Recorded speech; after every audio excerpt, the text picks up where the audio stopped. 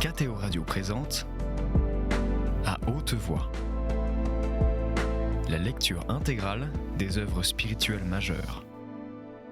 Aujourd'hui, l'Oblat de Joris Karl Huysmans.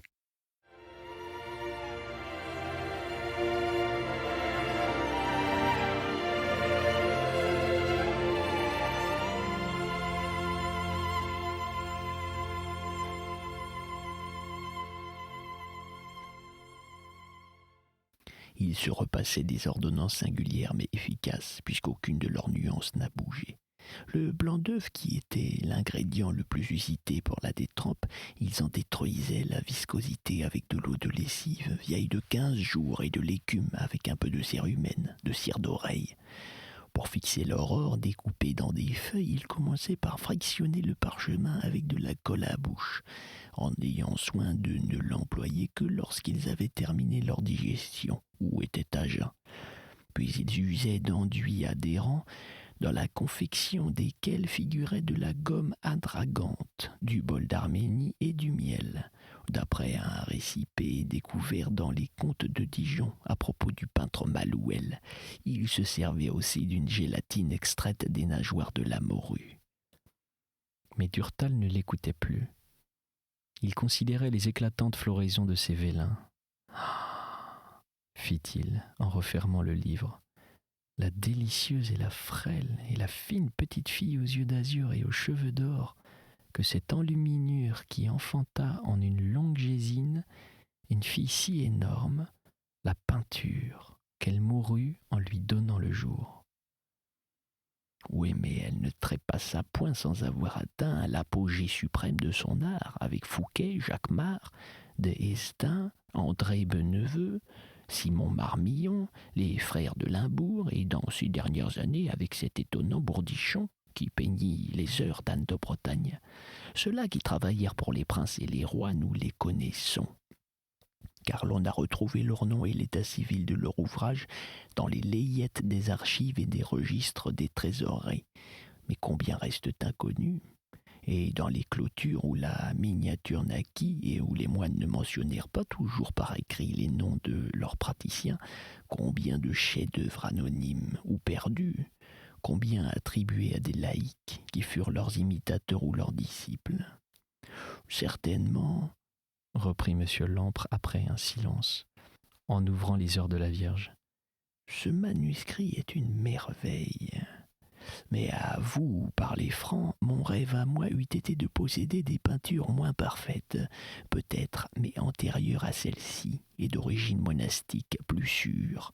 Cette Bible, par exemple, dont il est question dans la chronique de Cluny, et qui avait été copiée et enluminée par Albert de Trèves, et parée par les ornemanistes du cloître d'une reliure sertie d'or et œillée de béryl et de rubis, ou bien encore un volume de ce religieux nommé Durand, qui illustrait si magnifiquement les livres liturgiques de l'abbaye, que l'abbé voulut, en signe de reconnaissance et d'admiration, que la communauté doubla pour lui, après sa mort, l'office que l'on chantait pour chacun des frères défunts. J'aurais vendu maison, champ, tout le bazar pour les acquérir. Qu'étaient ces moines dont les travaux ravirent leurs contemporains ? Je l'ignore. Les histoires de Cluny et les biographies de quelques-uns des abbés sont parfois dissertes, mais elles nous renseignent mal sur la vie de ces miniateurs, qu'elles signalent pêle-mêle avec les architectes, les joailliers, les relieurs, les tailleurs d'images, les verriers, avec tous les ouvriers d'art issus de toutes les régions qui remplissaient le monastère, car ce fut une véritable école d'art mystique sous toutes ses formes que Cluny. Sans compter, fit Durtal, les écrivains tels que saint Mayol, saint Odilon, saint Hugues, Pierre le Vénérable, d'autres qui ne furent point canonisés et qui nous laissèrent d'instructives monographies, Cyrus, celle de saint Mayol, Jotsan, celle de saint Odilon, enfin le célèbre Raoul Glaubert, dont l'histoire universelle est tant de fois depuis le Moyen-Âge citée. Mais la gloire de l'abbaye, ce furent surtout ses architectes qui l'assurèrent. Je me rappelle avoir visité ces restes, devenus une école professionnelle et un haras. Les ruines de la basilique suggèrent l'idée contradictoire de la sveltesse et de l'énormité.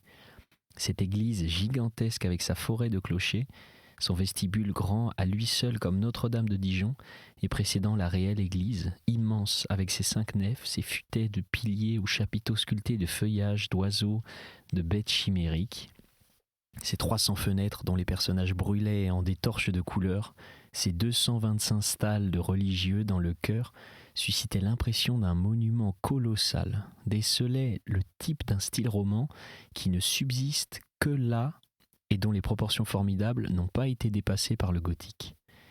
Il n'y a pas à barguigner, c'étaient de fiers lapins, les 2 moines qui érigèrent cette basilique géante, Gauzon qui en traça les plans et Azelon qui les exécuta. Et il n'y eut point que ces 2-là, dit Monsieur Lampre, des architectes dont les noms sont oubliés et qui étaient eux aussi des clunistes, ont rayonné de toutes parts et créé ces sanctuaires superbes de Paray-le-Monial, de Saint-Étienne de Nevers, de Vézelay, de la Charité-sur-Loire, de Montier-Neuf, de Poitiers, de Souvigny, de combien d'autres encore. Les abbés n'avaient imposé aucune formule, aucun gabarit d'esthétique à leurs ateliers.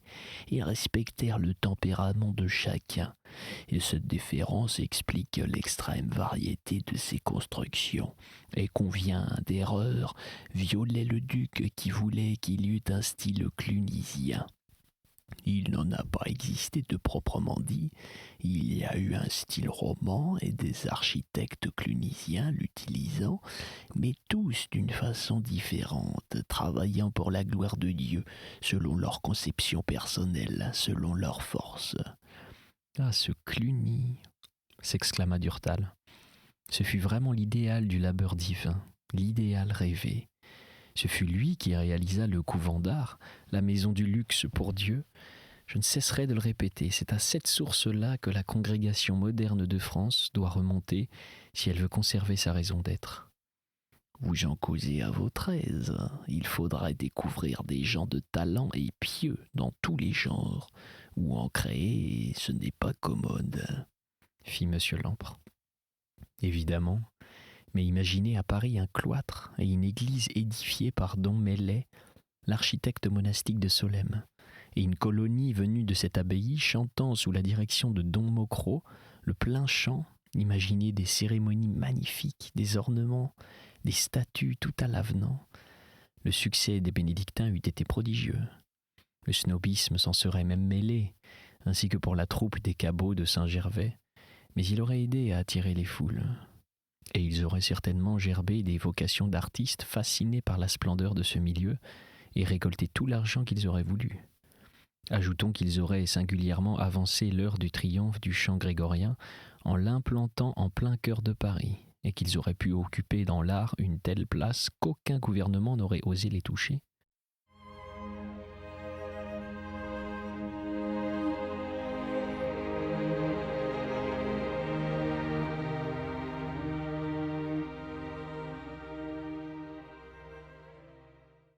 Afin d'obtenir un semblable résultat, il eût été nécessaire, pour parler la langue industrielle, de faire grand, d'exposer une maîtrise impeccable, de dérouler sous d'imposantes voûtes un habile cortège de fastueux liturges. Seul Solesmes était de taille à réaliser un pareil concept.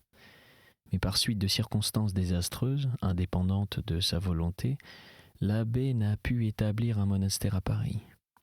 La malchance s'en est mêlée, comme autrefois à Solesmes même, lorsque Don Couturier voulut rénover l'enluminure. Tiens, vous savez cela ? Dame, Don Felletin m'a raconté ce projet et nommé un oblat fort expert en cet art désuet. Anatole Fouché, oui, je l'ai jadis fréquenté. Et qui a façonné des élèves à Sainte-Cécile de Solesmes, et aussi chez les bénédictines de la rue Monsieur à Paris, car les miniatures se sont maintenant réfugiées dans les cloîtres féminins de l'ordre. J'ai vu d'ailleurs des vélins dessinés et coloriés par ces moniales de Paris, et aussi par celles de Dourgne, et qui révélaient en su d'une savoureuse adresse de métier des surgis d'âmes vivant en Dieu, vraiment charmantes.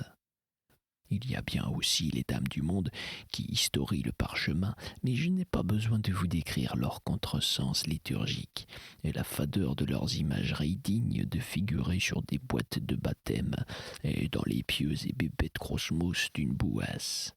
Celles-là, je les connais. Je les ai autrefois visitées à Paris, où la société de ces nobles gribouilleuses les exhibait en de précieux salons. Mais il y a encore pis, une nouvelle école, appliquant les procédés du Moyen-Âge à des sujets contemporains et profanes. Celle-là, composée de pénibles virtuoses, plaque sur des fonds, en relief, une boue d'or qui sert de monture à des turquoises d'occasion et à des bouts de perles. C'est la rastaquouérisme de l'enluminure. Je doute qu'elle puisse jamais être traitée avec un goût plus vil et un dessin plus bas. Je vous l'ai dit, avant de disparaître complètement, elle se servit en fouché, et en ses quelques disciples perdus d'ailleurs des grilles des cloîtres. À noter encore, j'ai lu cette annonce quelque part, que les bénédictines de Mar et Drey, en Belgique, ont illustré un superbe manuscrit de la règle de Saint-Benoît, offert à l'empereur d'Allemagne par l'abbé de Maria Lache. C'est tout ce que je sais.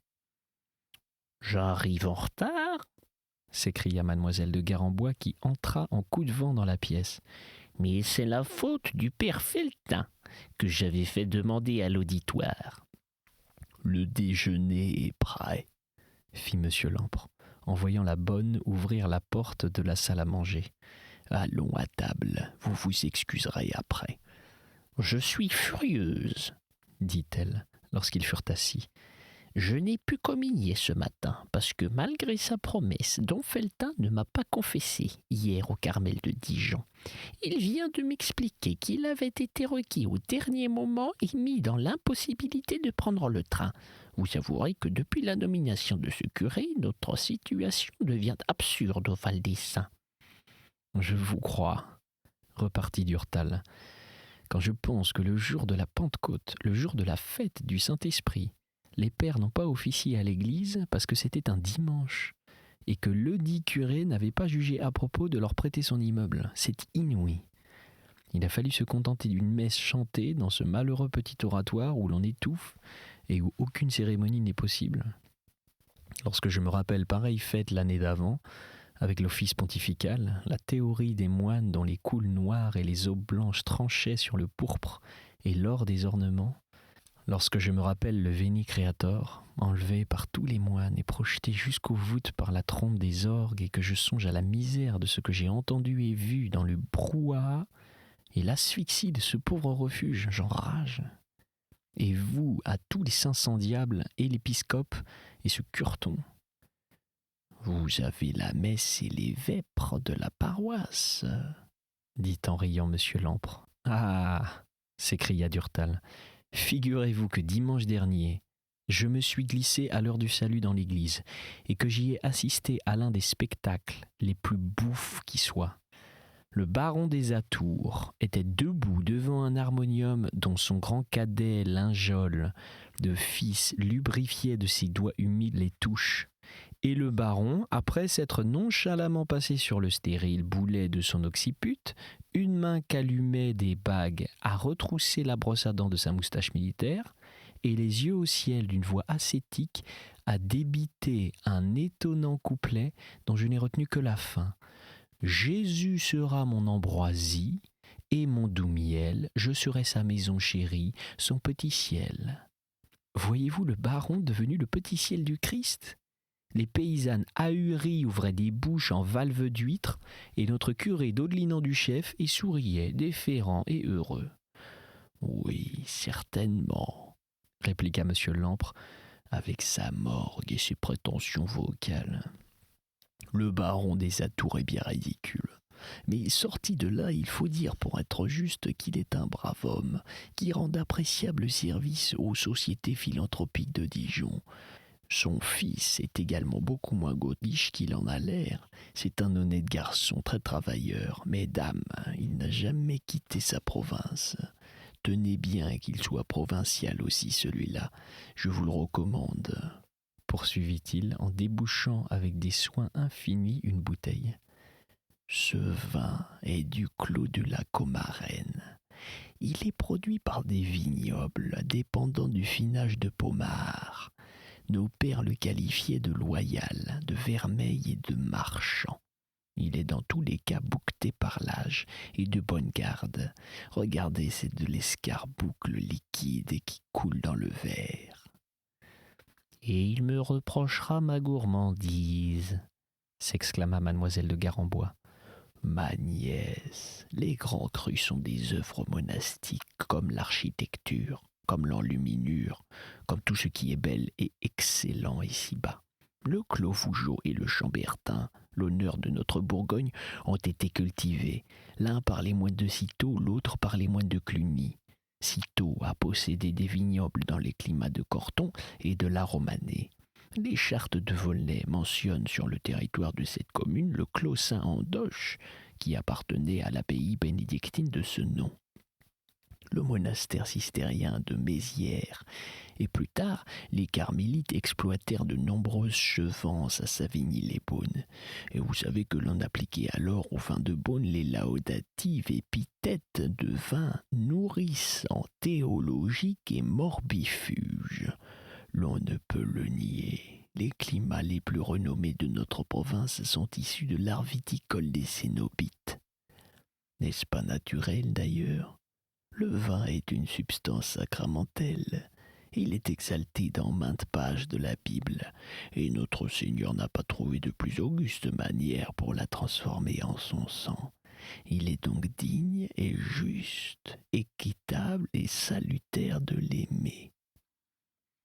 Les médecins le prohibent maintenant, dit mademoiselle de Garembois. Les médecins sont des imbéciles, reprit monsieur Lampre. Outre que le vin réjouit le cœur de l'homme, ainsi que l'énoncent les saintes écritures, il est d'un réconfort autrement puissant, autrement sûr que les fers qui n'assimilent point et les autres drogues.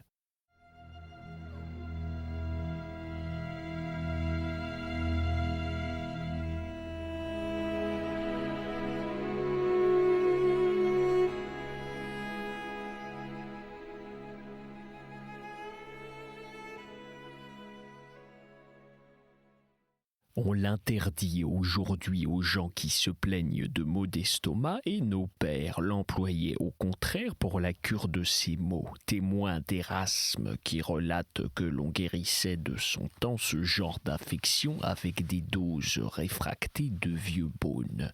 La vérité est que notre Seigneur Jésus-Christ a justement choisi pour nous les signaler et pour les anoblir les deux substances qu'il jugeait les plus précieuses et qu'il destinait à assurer la santé du corps et de l'esprit, le pain et le vin. Aussi est-ce faire fi de ces enseignements que de n'en pas user. Bien, mon oncle, mais il existe encore un autre point de vue que vous me paraissez négliger, le point de vue liturgique. Vous reconnaissez avec moi, n'est-ce pas, que l'idéal de Cluny de célébrer les louanges de Dieu avec pompe, de lui dédier ce que nous avons de plus beau et de meilleur, est un idéal légitime et magnifique, et, comme dirait notre frère Durtal, surélevé. Elle se tut, attendant de son oncle un signe d'approbation. Mais sentant qu'elle préparait de loin une attaque, il resta impassible. Elle reprit, considérant ce silence tel qu'une adhésion. Ne vous semble-t-il pas dès lors que le vin représenté au Sauveur pour transsubstantier son précieux sang devrait être lui aussi à l'avenant des cérémonies liturgiques, du luxe et du confort dont on l'entoure en notre ordre? Par conséquent, les plus admirables crus des vins blancs devraient être distribués aux moines pour le service des messes, et vous qui détenez l'examen Montrachet et d'authentiques pouilly, vous feriez certainement une œuvre pie en vous en dépouillant en faveur de l'autel. Vous me prêcheriez par la même occasion un exemple du mépris de la table et de la fine chair qui me serait sans doute profitable. Ah, c'est à cela que vous en vouliez venir, à la gourmandise pour le bon Dieu. Je vous reconnais là. Eh bien, je ne veux pas, sous le prétexte d'honorer le Très-Haut, inculquer à ses prêtres des distractions de gourmets pendant la messe. Péché pour péché, il vaut mieux tout bien considérer que ce soit moi qui le commette, car il est moins grave, moins offensant pour Dieu devant un verre à table que devant un calice à l'église. Je conserverai donc, ne vous en déplaise, dans l'intérêt même de la religion, mes montrachets et mes pouilles, et avec la piété et le bon sens qui vous caractérisent, ma nièce, vous me donnerez en y réfléchissant raison. Je n'ai pas de succès, fit en riant mademoiselle de Garembois. À vrai dire, je m'y attendais un peu. Mais voyons, mon cher Durtal, pour en revenir à notre malheureuse situation au Val des Saints, comment s'arrange la brave Madame Bavoile pour accomplir ses devoirs religieux, car elle est logée à la même enseigne que moi ? Dame, ne pouvant se rendre souvent à Dijon pour y joindre le père Felletin, car il n'y aura plus de ménage et de cuisine possible, elle se contente du curé. Mais elle n'y va qu'à son corps défendant et gémit d'être confessée, dit-elle, par un petiot qui ne sait rien. J'essaie de la consoler en lui démontrant la parfaite sapience de Dieu qui l'a privée de toute grâce sensible pour qu'elle n'ait pas de discussion mystique avec cet homme, ça ne prend pas. C'est peut-être un bien, car ces ennuis l'aideront à supporter plus aisément le départ d'ici, si vous filez à la suite des moines. Durtal eut un geste grave. L'idée de déménager mes livres et de charroyer l'amas de mes bibelots et de mes meubles m'abêtit à un tel point, soupira-t-il, que j'aime mieux n'y pas songer. Mais, fit monsieur Lampre, tous les pères ne déserteront pas la commune. Pourquoi ?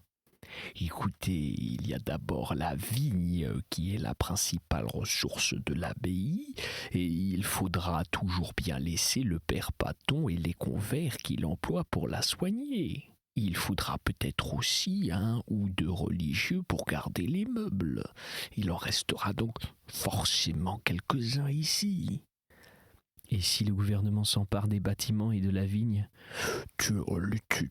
J'ai offert à l'abbaye l'ancien prieuré et les terres qui en dépendent, mais je n'ai point été assez bête pour ne pas adopter des dispositions qui garantissent contre toute spoliation légale, et les pères et moi. Autrement dit, je loue aux bénédictins leur maison que j'ai fait rebâtir. Les devis, les factures sont à mon nom, et c'est moi qui ai réglé en personne les mémoires des entrepreneurs et de l'architecte. Les bénédictins suivant de beaux consentis et enregistrés en bonne et due forme me payent chaque trimestre contre quittance les arriages d'un loyer de 10 000 francs par an. Je leur rends l'argent après ou ne le reçois pas. Poursuivit en souriant monsieur Lampre. Mais les pièces sont là. Je suis seul propriétaire de l'immeuble et des terres, et comme ces biens me viennent de famille et que l'on ne peut arguer que je les ai acquis spécialement pour y loger des moines, aucune chicane de personne interposée n'est possible. De même pour la vigne, elle a été achetée à mon nom, soldée par moi chez notaire, les actes en témoignent, et je suis également censé la leur avoir louée pour la faire valoir. Mes droits sont au point de vue juridique incontestables. Oui, mais ils peuvent empêcher les bénédictins d'être vos locataires. Tout est possible avec des haplopins de cette espèce, mais personne ne peut interdire au père Paton, une fois relevé de ses vœux, d'entrer dans le clergé séculier du diocèse de Dijon dont il est originaire, et de me louer en qualité non plus de moine, mais de simple particulier ma vigne. De même encore pour les convers qui quitteront eux aussi l'habit monastique et seront engagés au titre de domestiques. J'en ai déjà causé avec le révérendissime, c'est ainsi que d'un commun accord nous agirons. Par conséquent, Quoi qu'il arrive, quitte à soutenir des procès que je me charge de prolonger pendant des ans, le cloître ne sera pas complètement vide, et il y aura peut-être moyen de monter des offices, d'organiser quelque chose. Le père Paton, qui est-ce ? Jamais on ne le rencontre. Il paraît aux heures canoniales, puis s'en va par la porte de la sacristie. Personne n'a de rapport avec lui. Le père Paton est un ancien curé, très fort en viticulture, un cénopite macéré, dur, comme il serait désirable qu'il y en eût beaucoup au Val des Saints. Il est au demeurant un excellent homme qui trime du matin au soir, ainsi qu'un paysan, et qui, à cause même de son genre de travail, vit très à l'écart. J'ajoute qu'il a des vertus laïques, c'est-à-dire qu'il ne dénonce pas ses confrères et ne considère point la délation telle qu'une vertu. Nous aurons en lui un directeur rugueux, mais dévoué, aimant vraiment les âmes. Ah, vous me versez du baume dans le cœur ? Peut-être que l'on pourrait alors ne pas partir ? Si vous saviez combien cette perspective d'aller à Paris, ou je ne sais où, devient maintenant pour moi un cauchemar. Attendez, cela tournera mieux que vous ne croyez. Vous verrez que nous nous en tirerons. Au fond, mon oncle, c'est vous qui tenez la clé de la situation, dit mademoiselle de Garembois. Oui, en partie du moins. Je suis le paravent. Un paravent blindé de procédures, et je vous jure qu'il faudra déchaîner une sacrée brise pour l'abattre. J'ai visité une fois, pendant une promenade, la vigne des Pères, reprit Durtal. Elle est spacieuse et bien située, il fabrique avec des vins de Metz. Oui, pas mauvais d'ailleurs. Le coteau sur lequel le vignoble est placé est un sol argilo-calcaire, coloré de rouge par des oxydes de fer. Il ressemble à la terre de certains des climats de Pommard. Le père Paton y a planté des cépages de pignot, et dans quelques années, si les saisons sont propices, ce ne seront plus de simples vins de messe, mais des vins de table, plus qu'ordinaires qu'il récoltera. Ce jour-là, l'abbaye sera riche. En attendant, la vente des vins blancs suffit presque à compenser la dépense de la communauté. Aussi faut-il sauver à tout prix ce clos, car si les moines se fixent à l'étranger, ce sera grâce à lui qu'ils vivront, sinon ce sera la disette, et à bref délai la débâcle. C'était À haute voix, une émission de KTO Radio. Aujourd'hui, L'Oblat de Joris-Karl Huysmans. Lecture, Pierre Deveau. Captation et réalisation, Aymeric Plouinec et Thibaut Dagalier. Une émission disponible en podcast sur ktoradio.com et sur l'application KTO Radio.